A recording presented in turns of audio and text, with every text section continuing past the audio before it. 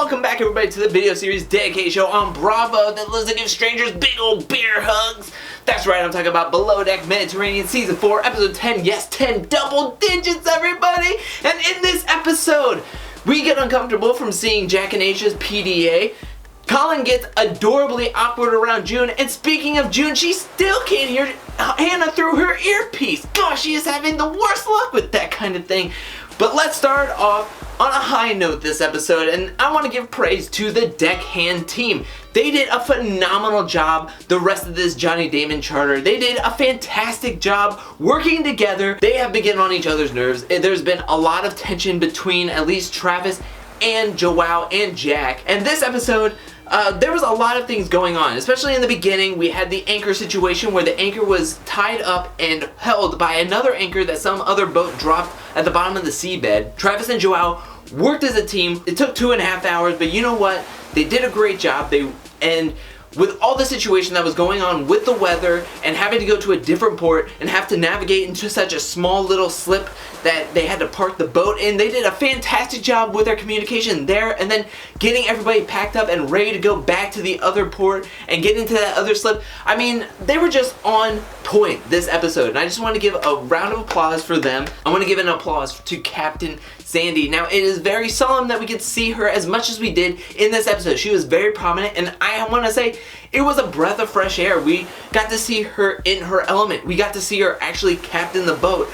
Normally, the Captain Lee or Captain Sandy are off in the distance, kind of off doing their own thing.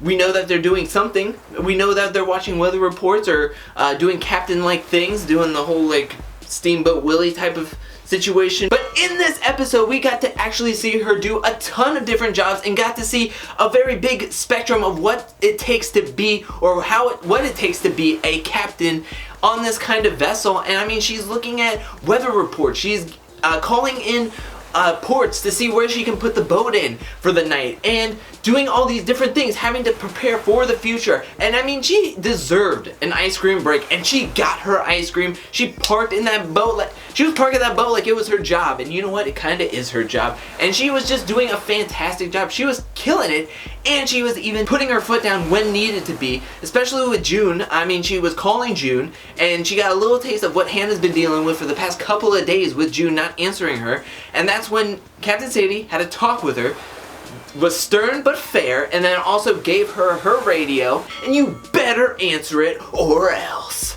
kind of thing. And then she was getting on Anastasia towards the end of the episode. I feel as though we're seeing Anastasia kind of unravel before our very eyes. She was copying an attitude with the actual guests, the charter guests, and then she was actually copying an attitude with Captain Sandy about her dirty jacket and having that passive aggressive, oh, I gotta go get my dirty jacket. I get it, Anastasia might be thinking, oh, this is what fine dining is and this is what yacht things is, but you also have to know, hey, this is what the charter guests want, this is what they prefer, and this is the kind of size of proportions that they prefer. I also want to dispute one thing that she said, and she says that it's a kind of a long walk from the galley to where the guests are eating their dinner, and she says it's not on me if the food is hot by the time it gets there. It kind of is on you. I don't get how it's not warm by the time it gets to their plates. One of two things must be happening, and it's either she's not cooking at a high enough temperature, or she's taking way too long prepping those plates, making them look good to where all the heat is just dissipating,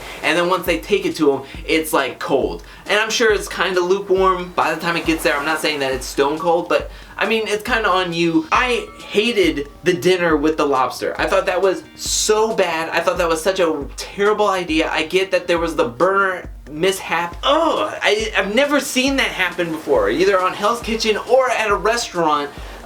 Two people having to get their plates two at a time. It was kind of like Noah's Ark, except it was just in the hospitality business, and it was so cringy that it was like, okay, who's gonna eat now and who's gonna eat in like 10 to 15 minutes later on. It was like, no, don't do this. You should be doing something else. I thought it was pretty unprofessional. She crossed the line of unprofessionalism when at the breakfast she was giving them all the food, and then she was like, anything else? And that's when they were trying to be jokey and say, oh, what are you gonna have for us for lunch? Knowing that they're not gonna be on the boat for lunch. And she said, oh, a swift kick in the pants kind of thing, or a comment like that. And they all laughed, but I think they all kind of took it like, wow, she is She does not want us on this boat anymore. And I get it. Johnny Damon and his friends aren't angels. They're not the perfect guests. They are kind of rowdy. They are kind of crazy. They are doing other stuff. I mean, they're inviting people on the boat to where Joelle has to bear hug them off. And they're wrestling in the middle of this living room and being loud and being crude.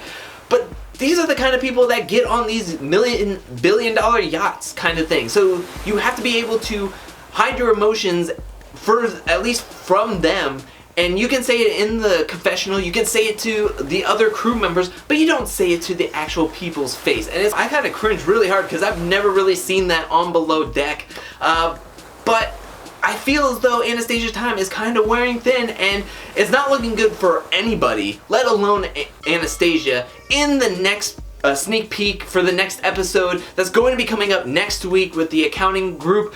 But that's it for this episode. What did you think about this episode? Let me know that in the comment section below. What do you think is happening with the food? Why is it getting cold by the time it gets from the galley to the people? Do you think that's on Anastasia or the people serving it? Let me know that in the comment section below. What did you think about this episode? What did you think about Johnny Damon's charter overall? And what do you think is going to happen from here on out? When do you think Chef Ben is going to be coming in? Do you think he's going to be coming in the middle of the next charter? Or do you think it's going to be soon after the next charter, or by the very end where there's like only 2 or 3 charters left? Let me know that in the comment section below. I want to hear what you have to say. And are you excited to see Chef Ben? Or are you kind of just like, I kind of want to see if Anastasia can pull herself up by the bootstraps and really knock it out of the park? Or what do you think? Let me know that in the comment section below. I want to hear what you have to say. And thank you so much. While you're down there, hit that like and subscribe button. I'll be back really soon with more reality show videos. And join me next week when I talk about Below Deck Mediterranean Season 4, Episode 11. But until then, peace.